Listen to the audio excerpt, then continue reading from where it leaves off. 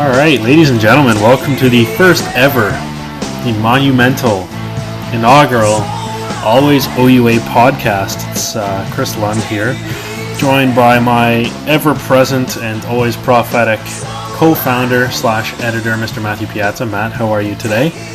I'm good, Chris. Thanks. I want to thank all the listeners for tuning in to our premiere here. Yeah, as do I. It's a big one here at AlwaysOUA, as many of you know, many of you tuning in, because we have hit the end of OUA football season, and it's obviously been a riveting year as always here in Ontario. Lots of storylines, lots of close games, lots of not so close games, and it's been certainly a season to remember, I think. Perhaps Matt disagrees with me, but we're going to run down the season's action for you, give you some of our picks for some major awards, and we're going to give you a nice little preview for the 104th installment of the Yates Cup. And that certainly looks to be a beauty. And Matt, obviously I mentioned we were going to do some from storylines here. You know, kind of what stuck out in your mind when, kind of looking back at this 2011 season. You know, what do you think one of the main stories here is? I think that it's a shakeup in teams here in the 4, 5, and 6 spots in the standing. Everyone could have said, we had Western, Mac, and Queens, all great programs coming in, had great seasons, but a lot of movement among the lesser teams. Laurier, disappointing season.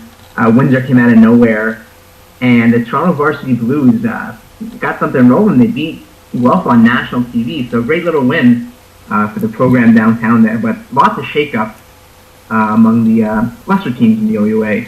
Well, yeah, and I think a lot of people would have been hard-pressed to think that Queens would finish third this year. I mean, obviously, Billy McPhee's a first-year starter. Ryan Granberg was kind of an unknown entity at running back, and the defense had a lot of new faces in it. So I think a lot of people are probably pretty surprised about that.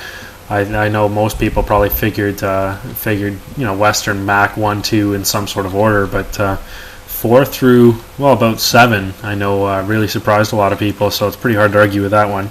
And obviously, one that hits near and dear to you this season, Matt, the Waterloo Warriors returned to the OUA after a year away due to a steroid hiatus. Maybe give me some of your thoughts on that. Obviously, it's as a Waterloo student slash alum slash hardcore fan that hit near and dear to you. Maybe what was that like seeing the program return, and what was 2011 like for you as a Warriors fan? Well, I just want to backtrack to when it got canceled. I was devastated. I talked to some athlete friends on campus, and just athletes I'd see randomly, and they really thought that the program was not going to come back. It was not going to be activated by the school. It cost a lot of money to run a football program, and perhaps they see that money put to better use. But honestly, not. They brought it back, and it was just good to see on the field. I went to one game up there, a close.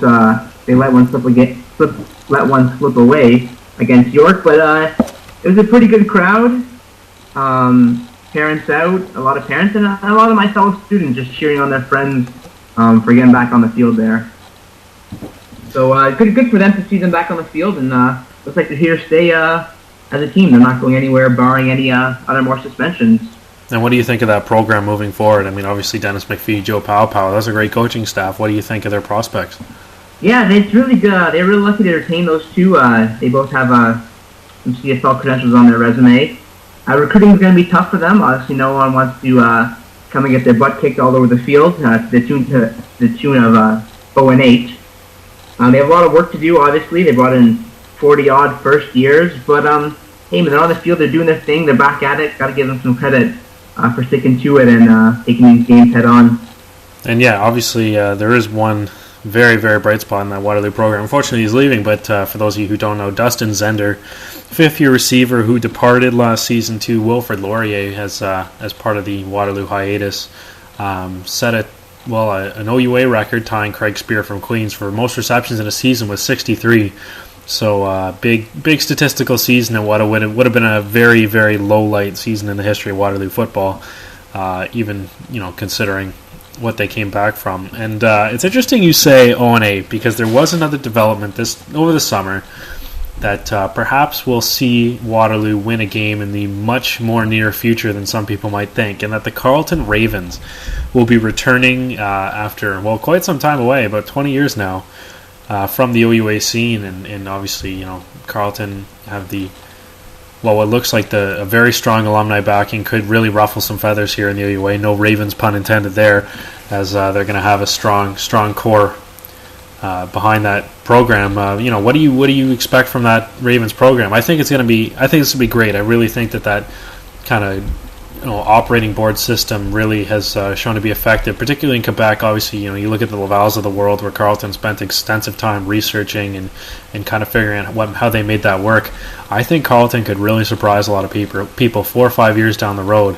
You know, they hire a good head coach. They can bring in some good full-time staff. You never know, a couple of good recruiting classes. This is a playoff team in 3-4 years, depending on how things shake down. Yeah, I'm so glad they're going with that model as well. I mean, the CFL and the NFL, they call them the copycat leagues, so what have you. So hopefully other schools will look to the Ravens and see if their model works out, and hopefully if it does, adopt them and make the OUA the great league